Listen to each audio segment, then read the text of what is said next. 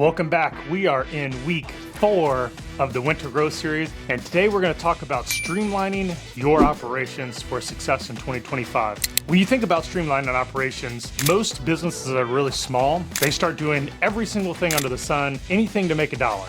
And then as you get a little bit bigger, you start realizing, hey, I need to simplify. The businesses that are very interesting are very simple in nature. They do very few services, but they get really, really good at those services. So then when they perform those services to their clients, they get the same consistent results every single time, kind of like McDonald's. It doesn't matter what McDonald's you go to in the United States, you're gonna get the exact same cheeseburger. It's gonna be prepared the exact same way. That's what you are trying to accomplish in your business. Anytime you send a crew out to mow a lawn or trim a shrubs, no matter which crew it is, no matter which house it is, it should be done exactly the same. For you, it's probably gonna be really hard because you're gonna have to get good at telling customers no. No, I can't do that. No, we don't do it that way, but this is how we do it though. And when you get really good at that, now your team members, your employees, they know what to expect. And they only do it this way. It's not custom for this person and then custom for that person. Then it's really hard to decipher. You gotta make videos for every single client. That becomes really stressful.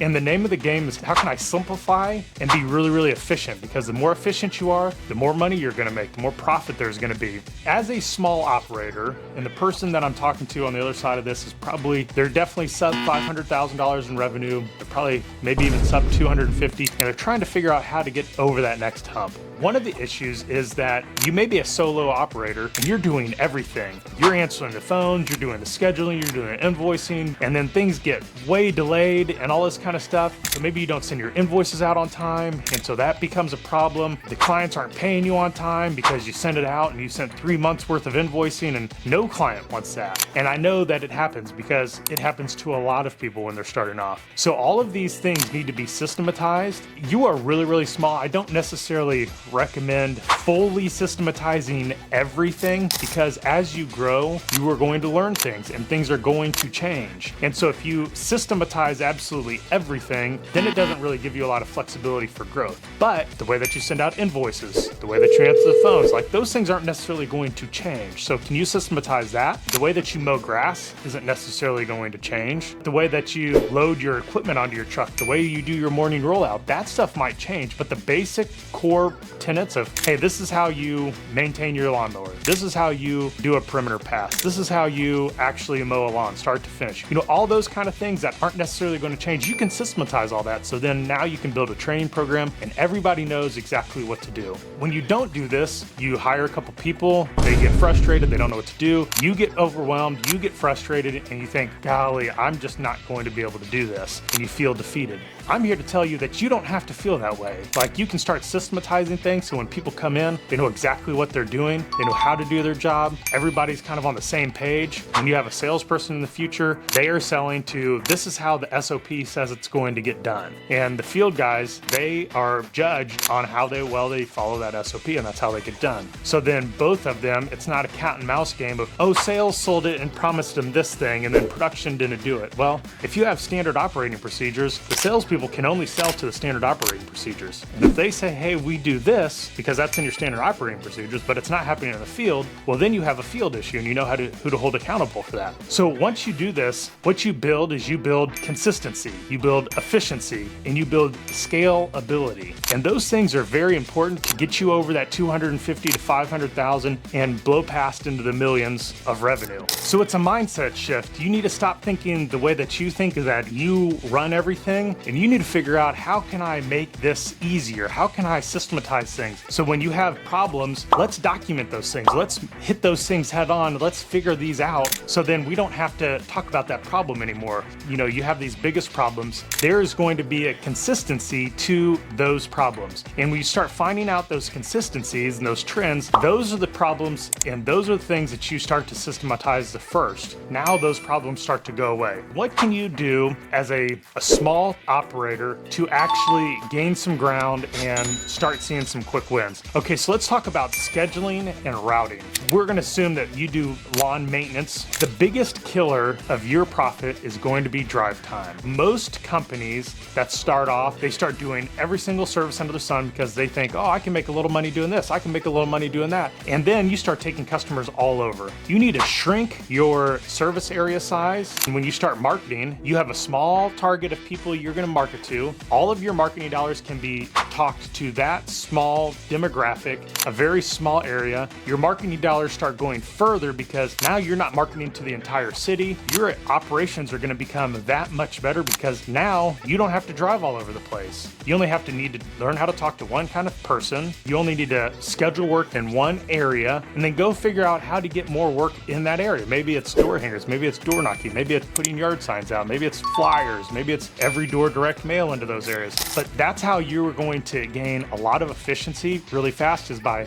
reducing your drive time. Once you start hiring employees, if you haven't, and you're driving all over the place, you either have to recover all of that drive time, and a lot of people aren't going to pay all that extra money. Maybe when you get to commercial, they will pay that a little bit more. You can bank that in. But for residential, you got to charge what the going rate is, and you got to figure out how to make it work in there. Talking about last week, pricing for profits, you have to charge what you can charge. And sometimes your rate that you have to charge goes up if you have extra drive time, because you have to recover all of that dead overtime that you're not producing any work. So you need to be producing work as often as possible. When you are going to schedule, make sure that you're in this small area. On Wednesday, I'm only going to this neighborhood. On Thursday, I'm going to this neighborhood. Don't let customers dictate your schedule. I don't care if they say, oh, my yard has to be mowed on Friday because I like to entertain. Well, guess what? Everybody does. If you're going to be my customer, you are going to be scheduled on the day that we're in your neighborhood. Your day happens to be Wednesday. Take it or leave it. That's how you have to get really good at being the owner, being the boss, and saying, this is how it works. If you don't like, that we mow on Wednesdays, then go find somebody else.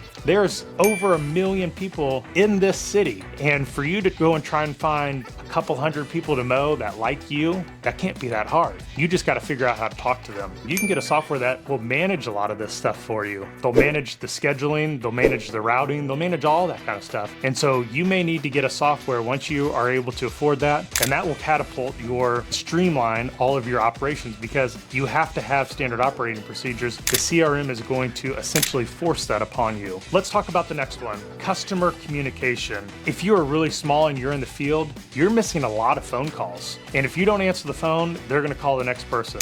We are in an instant gratification world. So if you're not answering the phone, they're gonna call the next person. Even if they leave you a voicemail, some people will wait for you to call back. Most people are just gonna call the next person on the list on Google. Okay, so you need to figure out, how can I always answer the phone? Or you need to have a really good voicemail script that says, I'm out working, I'm gonna give you a call tonight. I'm definitely gonna make sure that you get back to everybody within 24 hours. So if you can't talk to them while you're in the field, make sure you get back to them at the end of the day. Or hire a call answering service like Call Boss. They will answer your phone, they will put the lead into your software. It's gonna cost you some money for sure, but it's cheaper than having somebody full-time in an office, and maybe you can't afford that. So look into answering services that may be able to help you out and streamline some of that stuff for you. And then what can you automate? When you sign up for a CRM, which everybody should have, most CRMs, they can automate things like follow-up. So you send an estimate out, you can automate text message to go out, emails to go out, voicemail bombs. Hey, I'm gonna call them back on day 5 if they haven't responded back to me. So you can automate a lot of these things. A lot of things that you have constant answers to or questions about. How do I do this service? How does this service work? Make sure that you write a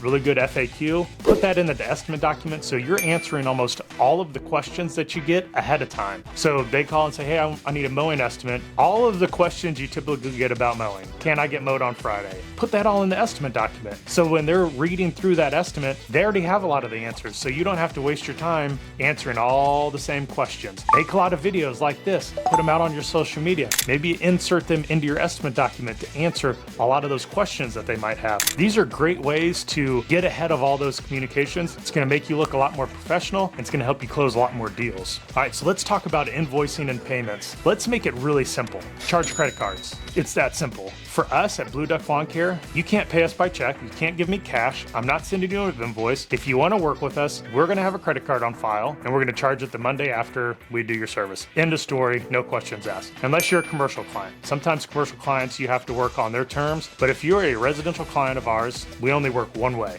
That is with a credit card on file. The next year, if you want to prepay, you can send me a check in, but once the season starts, there's no sending me checks at all. I only accept credit card. And so what that does is it speeds up our cash flow tremendously. We're not waiting on payments. People's credit cards fail every now and then, but you also get stiffed on people not sending in a check. Make it really, really simple. And people want to pay you with credit cards. If you're so worried about 3% credit card fee, your pricing is not correct. You just need to add that into your pricing. And so the customer's paying their 3.5%. So who cares about it? It's a non-issue anymore. I can tell you, if you sent me an invoice and it had a credit card fee on it, that would be the last time I ever used your service. I'm not paying a credit card fee. Do not charge people credit card fees. Just put it into your pricing. Let the customer pay the credit card fee, but they don't have to see it. Make sure if you sign up for a CRM, once a job is finished, that invoice can be automatically sent out and you don't even have to mess with it. Just set up a CRM, and as soon as you click complete at the end of the job, it automatically bills them or it automatically sends out an invoice. Make it super easy, eliminate all that time. I know that you're probably doing it that way because either one, you don't know better, or two, you just don't want to pay the fee. Whatever your CRM costs you, it's saving you 10x that in your time. It's saving you a lot more money, whatever that fee is, than having to hire people to be able to do all this for you. Let's talk a little bit about the production. Make sure whatever job they are, make sure that you create a checklist. Did you close the gate? Did you blow off at the end of the job? Did you weed eat? At the end of every single job, they have to fill out a form. It says, yes, I did this, yes, I did this, yes, I did this, yes, I did this, because they get busy. They are tired. They are heat exhausted, and sometimes they forget. It's human nature, and that's okay. But if you have a checklist that they need to fill out and it says, did you close the gate? And they can't remember if they closed the gate or not, they can go back and they can go check. Make sure, hey, I closed the gate. Because one of the worst things that could ever happen is you let a dog out and that dog gets hit, in a street and you kill it. If they're new, they always have that checklist that they can go down on. So it makes sure that they're doing all the essentials to make sure that you have that consistency. So then your team doesn't forget very important parts of the service. Some softwares even will allow you to actually share that form with the customer upon completion. And make sure the customer knows this is what you're getting when you sign up for service. You're getting this, this, this, this, and this. One of the big problems with small operators is that you're very not detailed in estimates. And sometimes the customer thinks I'm getting this and this and this. They said they're going to mow my lawn. I want them to double cut every single week to really get those nice diamond look. But maybe that's not what you want to do. Maybe you have to do that in the spring because there's a lot of growth. But in the summer, I'm not going to double cut. But you never put that in the estimate. It doesn't matter who's right at the end of the day. You just delivered a bad experience to that customer. So the name of the game is, how can I improve the customer experience, both your internal customers, your employees, and your external customers, the people who pay you guys to do your job. So you have to always be trying to figure out how to be as transparent as possible and have the best experience possible. And then you got to be able to track your time on each job. If you have a CRM that you're able to clock in and clock out, make sure you do that, because that tells you, hey, I spent too much time on this job, or I didn't spend enough time on this job. This is when they clocked in. This is when they got to their first job. This is how much drive time there was in between. Like, holy moly, there's 40 minutes in between this clock in and this clock in.